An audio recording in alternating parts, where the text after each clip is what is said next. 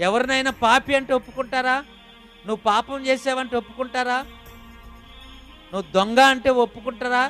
లేదు. ఇక్కడ చూడండి, అందరూ ఆడపాపులు ఉన్నారు, మేమేం మగపాపులము, కిందేమో పిల్ల పాపులు. వీరిని రక్షించడానికే యేసుక్రీస్తు వారు ఈ లోకములోనికి వచ్చారు. స్తోత్రం. నా ప్రియమైన దేవుని బిడ్డలారా, సాధారణంగా రాజులు తన ప్రజలను కాపాడాలి అనుకుంటే వారు చేతనైనంత చేయగలుగుతారు, ప్రజల అవసరాలు అన్ని తీర్చలేరు. పాపాన్ని తీయగలుగుతారా?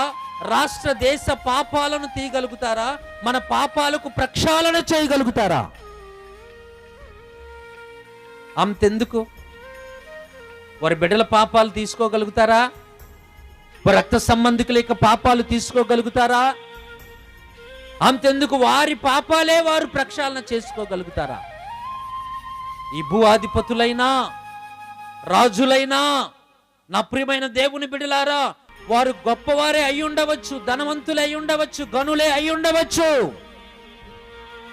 భూమి మీద ఎంతటి వారైనా వారి పాపము వారు తీసుకోలేరు. వారి పాప ప్రక్షాళన కొరకై, వారి పాప పరిహారము కొరకై ఒక రక్షకుడు అవసరం.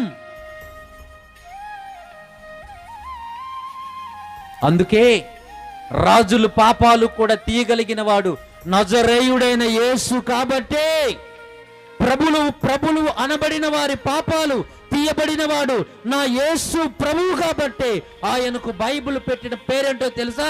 రాజులకు రాజు, ప్రభువులకు ప్రభువు. ఆమేన్.